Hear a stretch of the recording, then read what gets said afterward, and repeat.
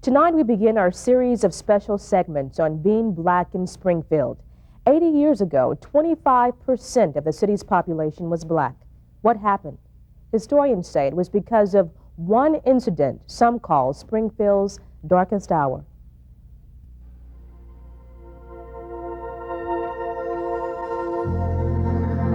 At the turn of the century, 1 out of 4 Springfieldians were black. They owned businesses. They healed the sick, practiced law. They sat on city council. Blacks prospered with Springfield. Pride lifted their heads. Happiness glowed on their faces. This is how it felt being black in Springfield then. But that feeling disappeared almost overnight, and so did Springfield's black community.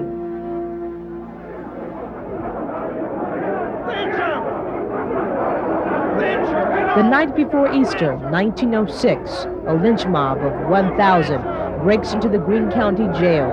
6,000 watched the mob drag 2 black men down Boonville to the public square. The whites were out to avenge a crime the blacks did not commit, a rape of a white woman.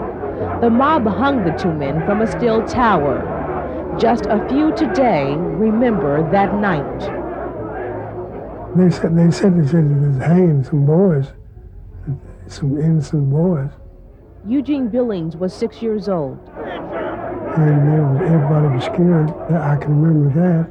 The mob of thousands burned the bodies. Eugene Billings remembers seeing the fire from his family home on St. Louis Street. I could see the light on the square. In a few hours, the mob dragged a 3rd black man to the noose. It was a night that changed the color of Springfield, the city's darkest hour. Beginning that night, blacks fled town, leaving homes and prosperity behind. Just picked up and left. Some walking, some had horse and wagon, buggies. They just left. The next morning, whites were seen looking for souvenirs of the hangings. They took bits of burned bone, clothing, charred rope. For the next few days, blacks hid in fear of their lives. You couldn't do a thing. We didn't have nothing. No. What would you do if you didn't have any protection whatsoever and just sitting there waiting for whatever's coming to be? Billings says Springfield was never the same after the hangings. They didn't have no job, didn't have no place. Some of them didn't have no place to stay.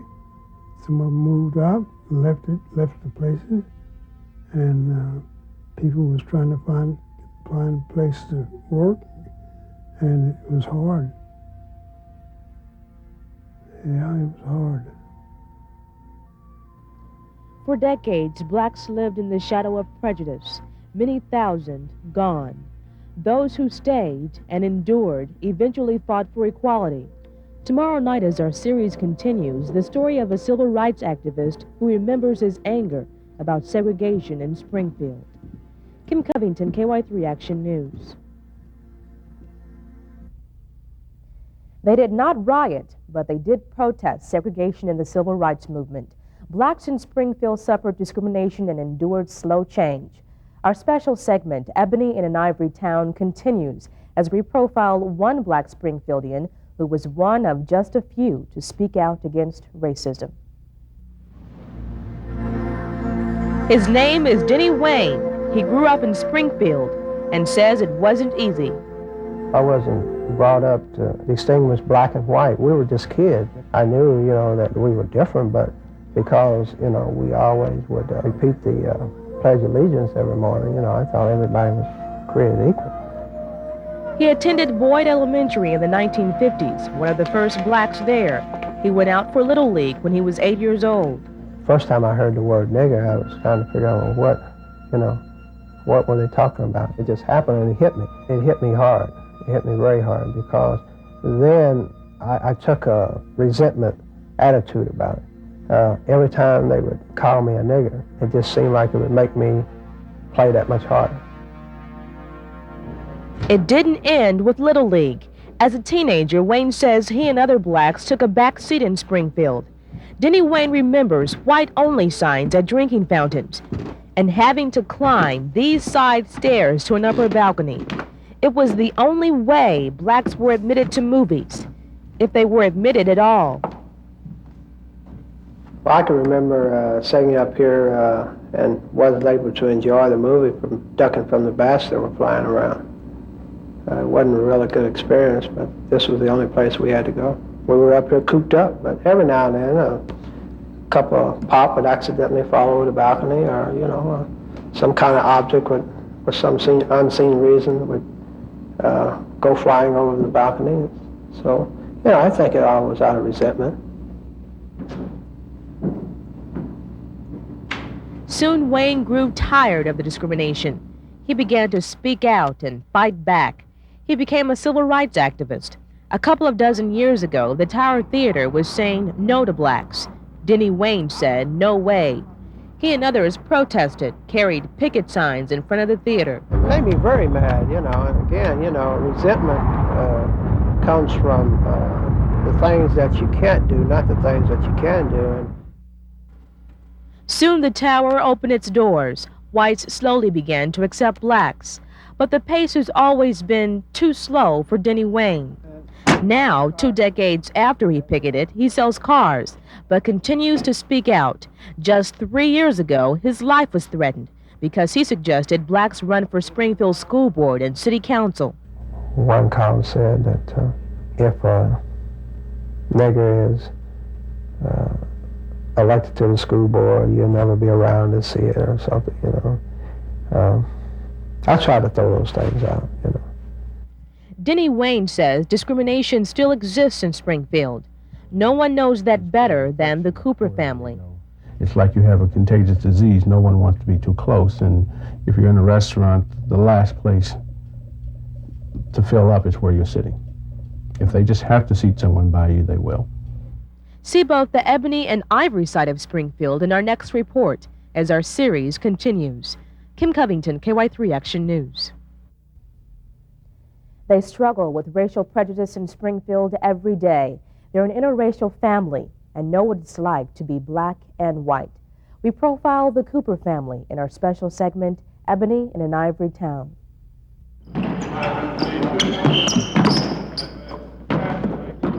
Joshua Cooper is 13 years old. His dad is black. His mom is white. I'd like to see people just get along and, not hold grudges on their shoulders. He does okay during basketball practice, but says it's not as easy being accepted off the court. Kind of feels like nobody wants to be around me. Up until the last year or so, he was everybody's friend. He was just Josh.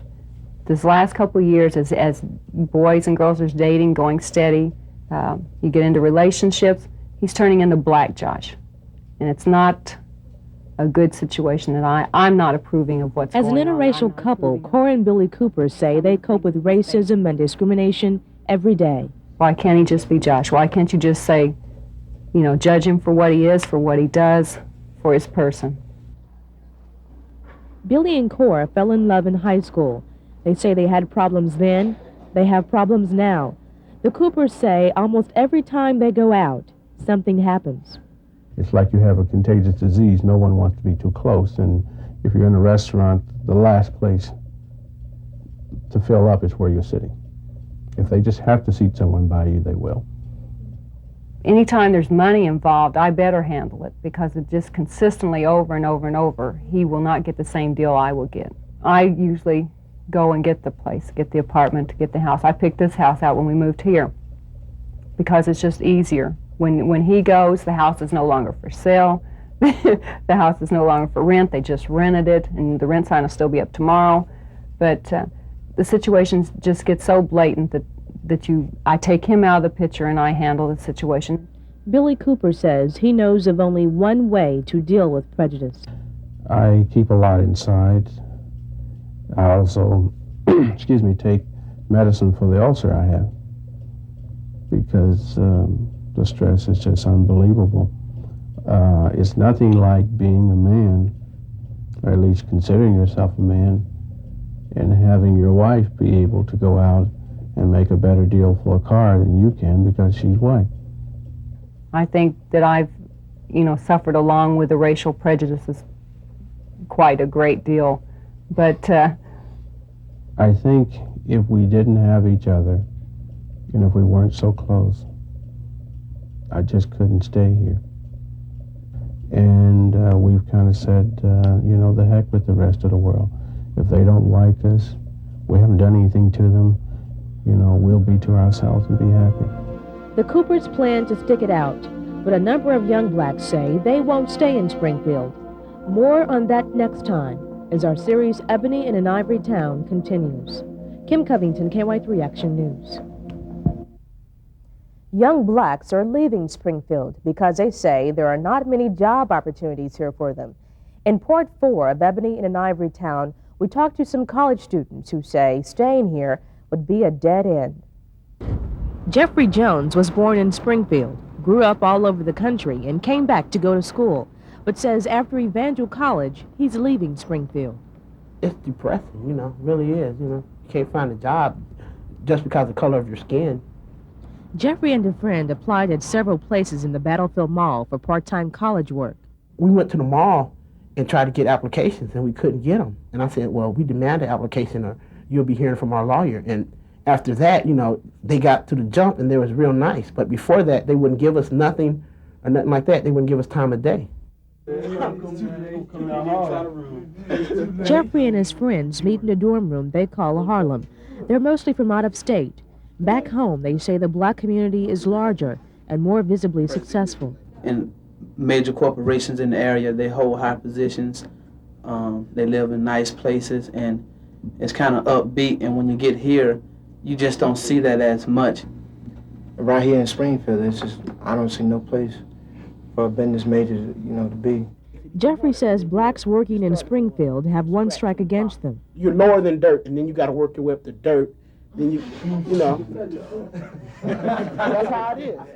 And he says that, coupled with the lack of social outlets, make it tough to decide to stay in Springfield. What do you all do here? No parties. No parties. There's really nowhere to go around here, I don't see the blacks get together and do nothing together here, I mean, there's nowhere to go. This man knows how they feel. I was very apprehensive about coming to the Ozarks because I grew up in Hot Springs, Arkansas, and I went to an all-black high school, and I was afraid because I had never seen this many white people in my whole life. But he says there's opportunity here. His name is Frank Green. He owns Republic Ford. Based on the opportunities that I see in Springfield, there are a number of opportunities for black entrepreneurs to open businesses and make things happen. Frank Green has made a good life in Springfield because he says it was his choice. He believes Springfield is what you make it.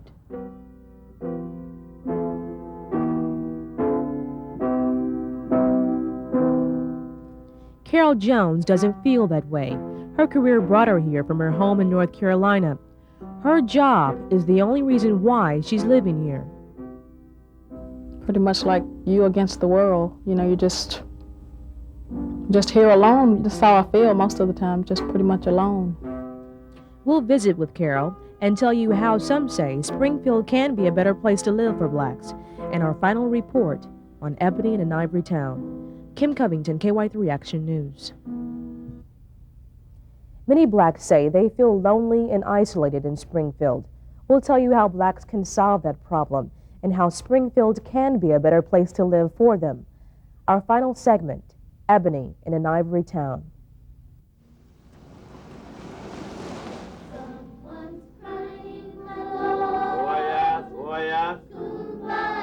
Sunday morning at the Greater Metropolitan Baptist Church in Springfield. Besides homes, a city park, and a few restaurants, churches are among the only places where blacks in Springfield congregate.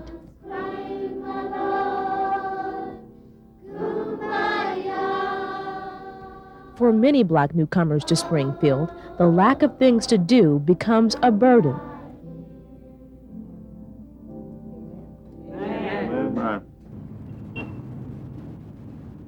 Around my hometown, I'd say it was 25 to 30% black. I really never imagined living in a city with so few blacks. Didn't really know a lot of those kind of cities existed where there were so few blacks that you hardly ever see a black on the street at the mall. Carol Jones moved to Springfield from North Carolina a year ago. She's a supervisor at the Kraft Foods plant. Her shift ends at 7 in the morning. She's found little she likes to do besides go to work and night classes. I'm working on an MBA at Drury. Other than that, nothing much. Go to church on Sundays. Carol says back home in North Carolina, she had plenty of choices.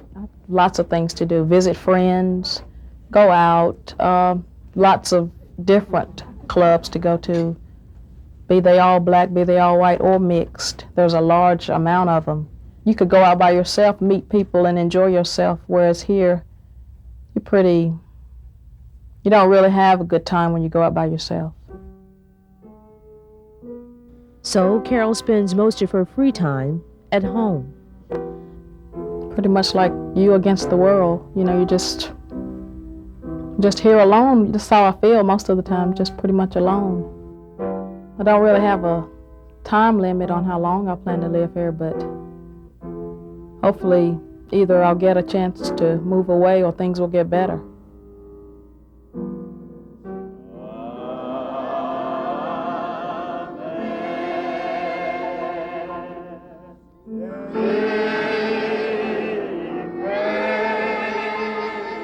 2% of Springfield's population is black.